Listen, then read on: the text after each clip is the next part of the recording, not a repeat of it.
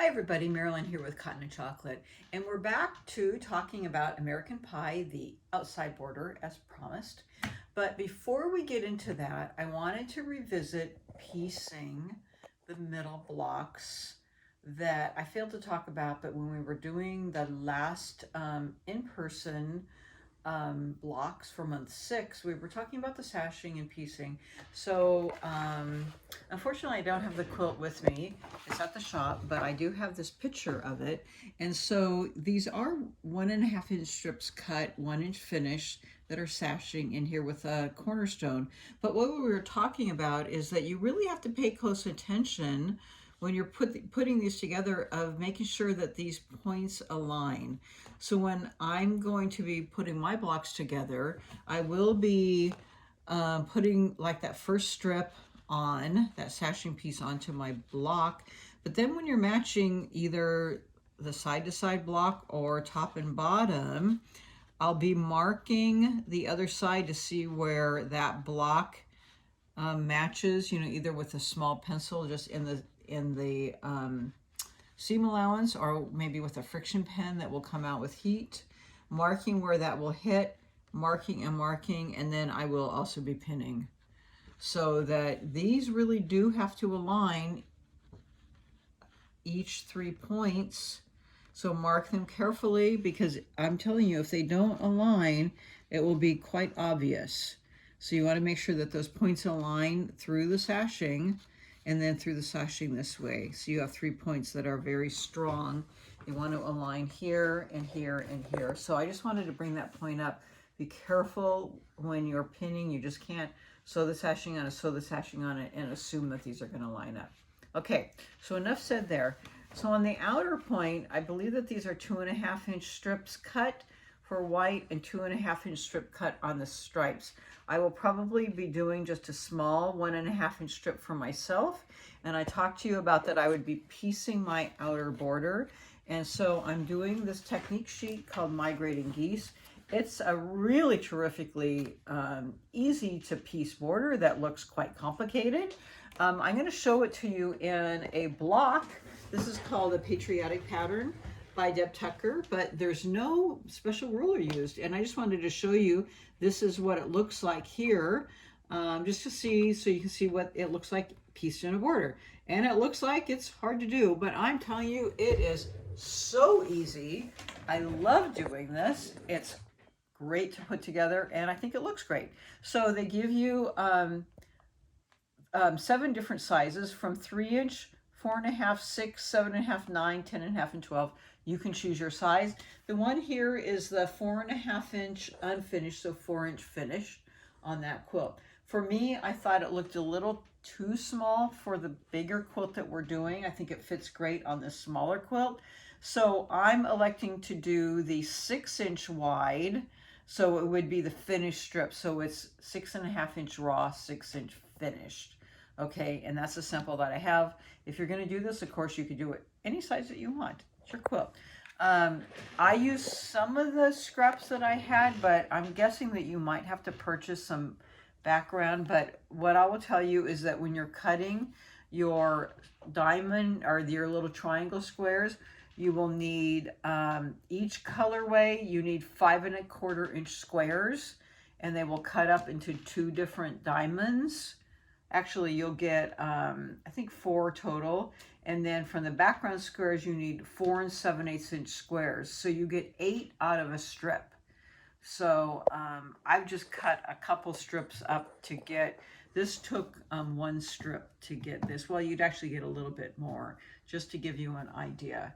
Okay, and then you need a little bit more for a top triangle finish. So the technique here is pretty simple. You cut your white squares, just like I told you, 4 7/8, and then you cut your 5.25 inch squares here, and then you're going to take your printed squares and you're going to cut them once on the diagonal in half, so you have big triangles. You're going to take those triangles, match them right sides together, and you're going to sew them on both sides. So you can easily string these through your machine. So I laid these down and I had a whole bunch to sew on. So I put them through my machine all at once, and I just sewed one side. And then to sew the other side, I actually flipped it over this way and sewed the other side through. The reason I didn't want to have to pick up this point sewing it through this way. So flip it over so you have a square point. Sewed them all through this side. So I had one side and one side. So I have them sewn on this side and this side. See? Like that. Okay? Then once you have them all sewn, you're going to take this opposite side, and it shows you in the pictures here. I'm just reiterating it.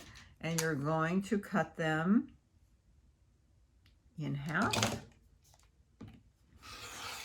Okay? Like this.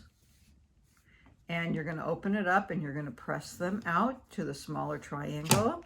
And you're going to notice that there's opposite sides, and you're going to keep them separated. You're going to press them out. So I've already done that with a lot of them. I have my right side and my left side, and just keep them organized like that. And then on one of them, you're going to take and you're going to separate out. On the left side one, you're going to take off. You're going to remove it, because you need one of these as your starting triangle. And this is going to be your top ending triangle. And you just keep that aside. Okay. So once you have all those ready, I've done some of them and have them ready to go. I've pieced one already, but I just want to show you the layout so I have it ready to go, how you start sewing. So this is the information here that I just showed you. And then on the back, it's going to, and it shows you to take one apart here. So now it looks like little ice cream cones, I think. Okay, so you're going to start at the bottom. You're going to get your layout set. Sometimes like this one is all the same color fabric, but I have down a mixture of the fabrics in the quilt. I've kind of stayed away from the stripe. I may decide to mix in a couple on one of the sides. I haven't really decided yet, and I haven't decided how long I'm going to make it. This is just a sample. I might make it a little bit longer, but I'm not sure. So this is step 7, the layout. Get your layout done. I realized that because we only have 2 colors, you need to kind of go 2 reds and then 2 blues and 2 reds and 2 blues. That's kind of how it works out. But you can figure it out and see what you want to do. So what you have to do is you have to start at the bottom, okay? And then you need to put one here, and then, oops. Is that the right way? Yep, lay one there. And then you need your opposite one, and then you just kind of get your layout going. So you can kind of see what's happening here. And then I might have another blue, and then a red, you know, and you get the idea. And you just kind of build it all the way out and fiddle with your colors. So you can get the layout. It looks just like that. But how do you start sewing? You start sewing from the bottom up, and you start with this little triangle. So I do cut off my little edges sticking out just to make it easier. You lay this down just like this, and I would stick a pin in it just to hold it in place. Okay, so that just matches up on the end, and then sew all the way out, and then press it open. Okay, so now once I have that done, I would cut off the edge, and then my next one is sewn here. Doesn't look right.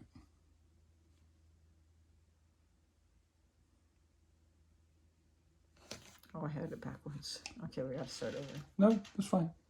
Keep going. I'm sorry. You just laid it wrong. You I had laid it it sewn. wrong. Just open it up. Okay. You just flipped it on the I wrong flipped the side. wrong side. Okay. There you go. There we go. And then my next one, I would cut off this edge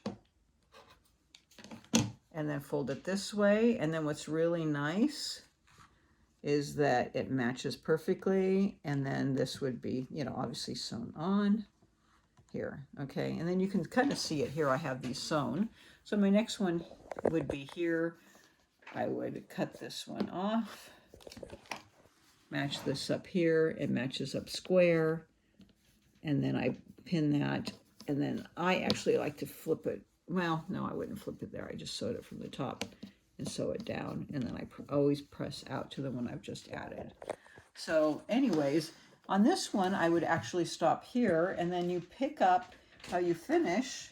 It will show you right down here that when you've decided you've gone long enough, you have the triangle that you took your little piece off of, and that goes there. And then here on your guide, it says the cut size for the small square for the top triangle. So that's cut at 2 7/8. You cut your small square and cut it on the diagonal, and you have that little piece that goes right at the top here. And that makes your piece there. And then you cut that one off even. And there's your strip right here. And then you can figure out what you want to do here in the corner. You can do a square and a square. You could do one big square that's a print or the same background, however you would like to meet it in the corner. So, and you can have them going towards, you can have them flying out, whatever you would like, however you would like it to look. And then I'm deciding whether I want to have a stripe border or I may use my stripe as my binding.